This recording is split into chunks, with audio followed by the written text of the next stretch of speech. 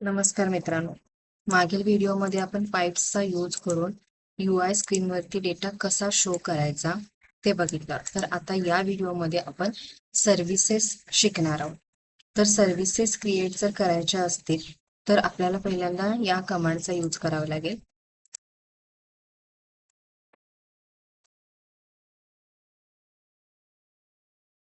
ng generate service task service म्हणजे आपली task service नावाची एक सर्व्हिस क्रिएट होईल. तुम्ही इथे बघू शकताय फाईल तयार झालेली आपली टास्क सर्व्हिस. तर आपण ही सर्व्हिस क्रिएट तर केली, पण या सर्व्हिसचा यूज काय होतो? तर सपोज की आपल्याकडे दोन कॉम्पोनंट आपण ऑलरेडी क्रिएट केलेले आहेत. एक आहे टास्क फॉर्म कॉम्पोनंट आणि दुसरा आहे task list component. Task form component मधून पॅरेंटला डेटा ट्रान्सफर करण्यासाठी आपण @आउटपुट आणि इव्हेंट इमिटर यूज केलेला आहे, बरोबर. पण जेव्हा आपल्याकडे मल्टिपल कॉम्पोनंट्स असतील तर हे खूप कॉम्प्लेक्स होईल. म्हणजे इव्हेंट इमिटर आणि @आउटपुट हे यूज करणं खूप कॉम्प्लेक्स होऊन जाईल. त्याच्यासाठी आपल्याला सर्व्हिस क्रिएट करावं लागतं. तर सर्व्हिस मध्ये काय होतं, तर आपण जो कोड सर्व्हिस मध्ये लिहिलेला असतो तो आपण मल्टिपल कॉम्पोनंट्स मध्ये यूज करू शकतो. म्हणजे प्रत्येक वेळेला प्रत्येक कॉम्पोनंट मध्ये तो कोड लिहायची गरज नाही पडणार. आपण सर्व्हिस इंजेक्ट करतो. आता आपण ही सर्व्हिस इथे क्रिएट तर केली, बरोबर. पण ती सर्व्हिस आपण या कॉम्पोनंट मध्ये कशी कॉल करणार? तर तो आहे नेक्स्ट पार्ट. म्हणजे त्याच्यासाठी आपल्याला डिपेंडन्सी इंजेक्शन ही कन्सेप्ट क्लिअर करून घ्यावी लागेल. पण आता आपण पहिल्यांदा इथे टास्क सर्व्हिस मध्ये आपल्याला जे रियुजेबल कोड लागणार आहे तो लिहूया. आता जनरली काय होतं की आपल्याला जो रिअल प्रोजेक्ट मध्ये डेटा मिळत असतो तो डेटाबेस मधून येत असतो. म्हणजे बॅकएंड वरून डेटा आपल्याला येत असतो डेटाबेस मधून फेच करून. पण आता इथे आपण डेटाबेस यूज नाही करत, त्यामुळे आपण एक डमी डेटा बनवणार आहे कन्सेप्ट क्लिअर होण्यासाठी. ठीक आहे. आता इथे टास्कची एक लिस्ट बनवूया. त्याला आपण ID 1 comma task type status completed, बरोबर. आता अशाच पद्धतीने आपण अजून एक बनवूया.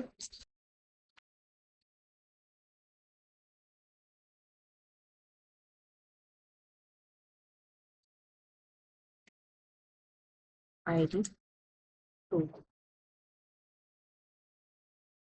टास्क 2 आणि हा पेंडिंग. तर मी काय केलेलं आहे, इथे दोन डमी डेटा बनवलेले आहे. दोन टास्क साठी डमी डेटा बनवलेला आहे.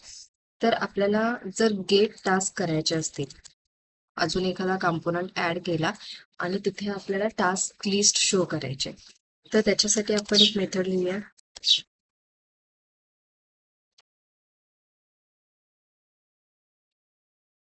Get task return this task.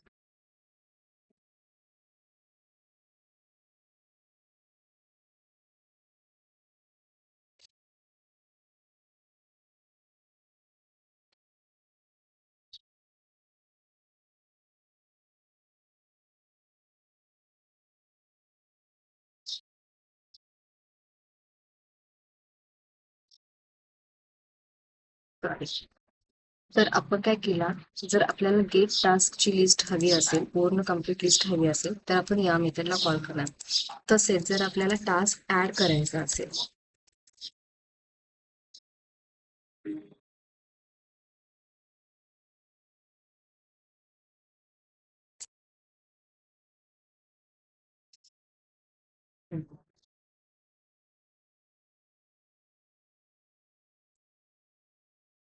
List of task push ID. Okay, ठीक आहे. आता याचा अर्थ काय की आपण जो इथे ID घेतलेला आहे त्याचा +1 इन्क्रीमेंट होणार, जशी लेंथ आहे, म्हणजे नेक्स्ट ID जनरेट होण्यासाठी.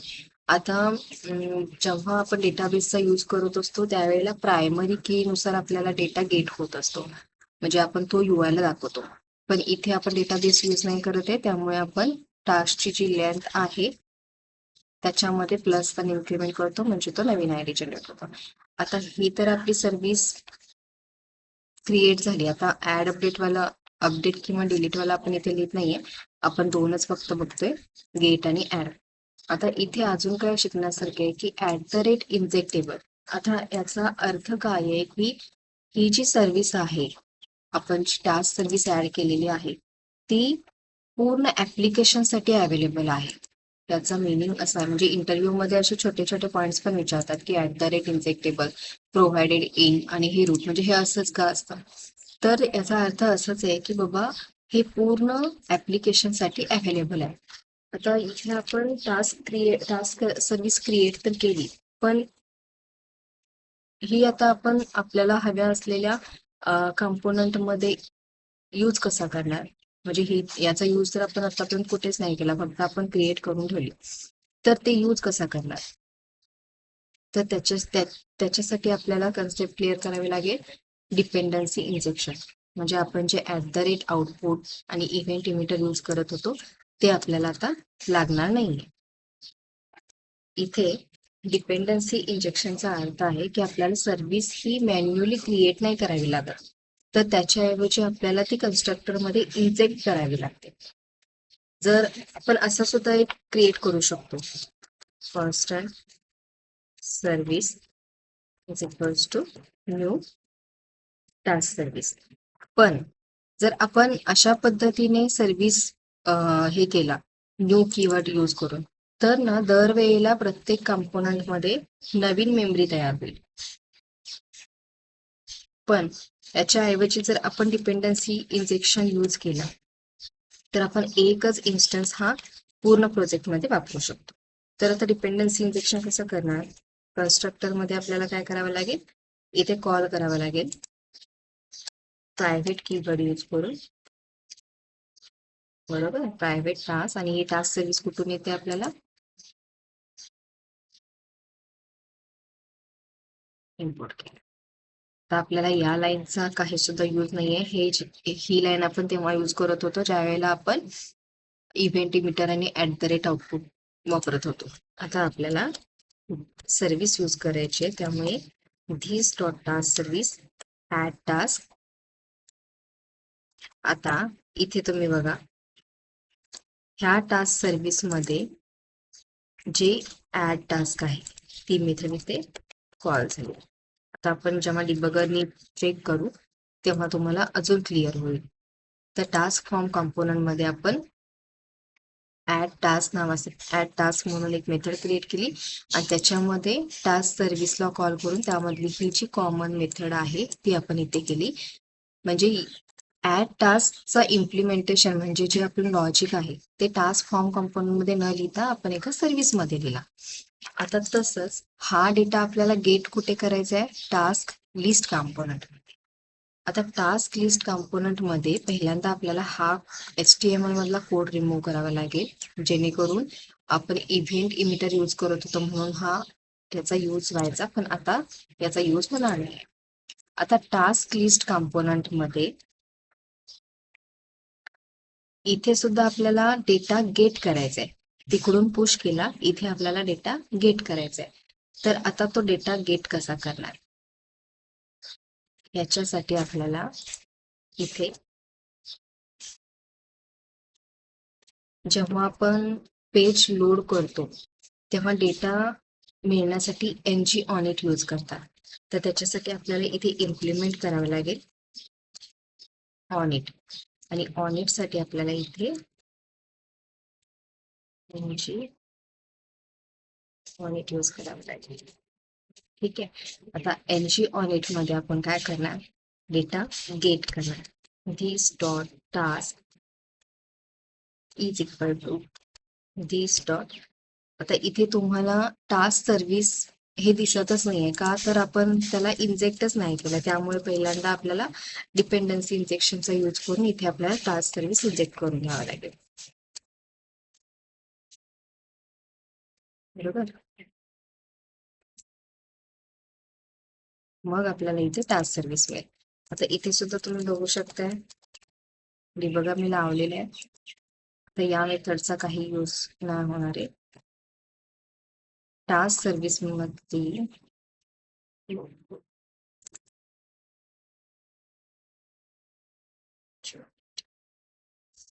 काय चुकतंय?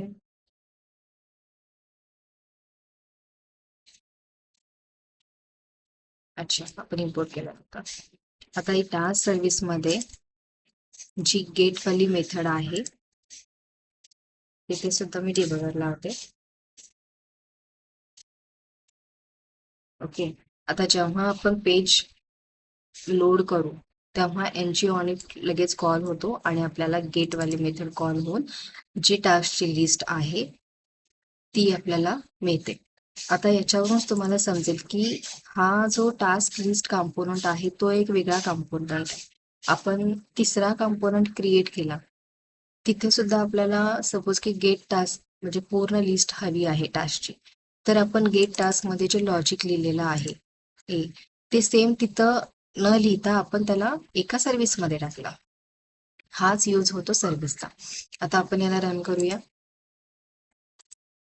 हे बघा, जेव्हा पेज लोड होईल त्यावेळेला आपल्याला आता हा जो डेटा आहे तो कुठून आला, जो तुम्ही टास्क सर्व्हिस मध्ये इथे दिलेला आहे. आता तुम्ही इथे एक ऑब्झर्व केलं तर इथे टास्क 1 डेट आणि स्टेटस दिसतं, पण आयडी दिसतच नाही. कारण का आपण आयडीला इथे HTML फाईल मध्ये लिहिलेलंच नाहीये, त्यामुळे आयडी दिसत नाही.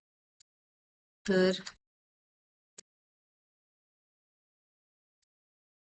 t.id आता बघूया आपण.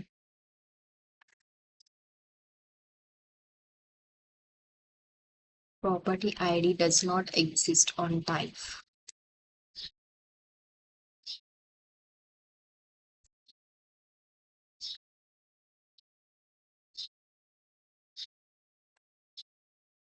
अच्छा, आता इथे आपण पाठीमागे एक ॲरे क्रिएट केला होता टास्क रिलेटेड, म्हणजे टास्क स्टोअर करण्यासाठी.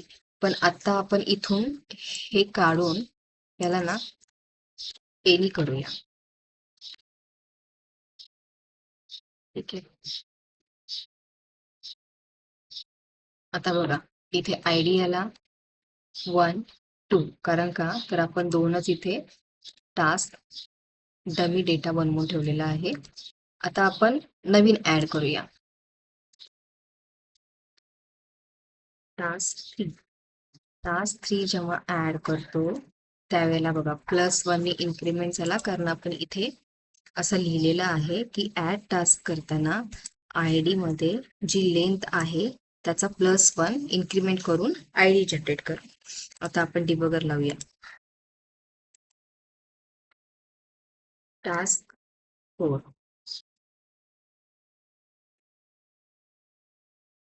जेव्हा आपण ऍड टास्क वरती क्लिक करू तेव्हा आपला ही मेथड कॉल होणार टास्क फॉर्म कॉम्पोनंट मध्ये, बरोबर. टास्क फॉर्म कॉम्पोनंट मधून ती टास्क सर्व्हिस मध्ये जाणार. टास्क सर्व्हिस मध्ये आपल्याला त्याची नवीन आयडी जनरेट होणार, जेणे की तुम्ही बघू शकताय इथे आपल्याला म्हणजे 4 रेकॉर्ड्स भेटतील, आयडी 1 2 3 4. फक्त आपल्याकडे आधी 2च आयडी होते, आयडी 1 आणि 2 चे आपण स्टॅटिक म्हणजे एका जे डेटाबेस मधून न घेता आपण त्याला स्टॅटिक ठेवला होता. तर नंतर जो आपण आयडी जनरेट केला तो टास्क 3 आणि टास्क 4, तर हा ऑटोमॅटिक आपल्याला UI ला दिसेल. तर अशा पद्धतीने आपण हे सर्व्हिसेसचा यूज करू शकतो. आता हे गेट टास्क आणि ऍड टास्क आपण कितीही कॉम्पोनंट क्रिएट केले आणि आपल्याला ह्या 2 मेथड्सची जर गरज असेल तर आपण ते इथून घेऊ शकतो. इन्स्टेड ऑफ म्हणजे पूर्ण कोड तिथे लिहिण्याच्या ऐवजी आपण ते इथून गेट करू शकतो. आता तुम्ही अजून एक गोष्ट ऑब्झर्व केला असेल तर हा डेटा जो आहे इथे एका क्लिकवर ऍड तर झाला, पण जेव्हा मी पेज रिफ्रेश करते तेव्हा हा डेटा पूर्ण निघून जातो, बरोबर. आपण जो डेटा ऍड केला तो निघून गेला आणि आपला फक्त जो आपण मॅन्युअली ऍड करून ठेवला होता तो डेटा आपल्याला शो करतोय. तर तो डेटा का नाही दिसत आहे, कारण आपण डेटाबेस मधून डेटा नाही घेते. आता नेक्स्ट व्हिडिओमध्ये आपण API कडून कसा डेटा घेणार आणि तो कसा शो करणार हे शिकणार आहोत. तर या व्हिडिओमध्ये तुम्ही सर्व्हिस आणि डिपेंडन्सी इंजेक्शन समजून घ्या. तुम्ही हेच ट्राय करा. व्हिडिओ आवडला तर चॅनलला सबस्क्राईब करा, व्हिडिओला लाईक करा. Thank you so much.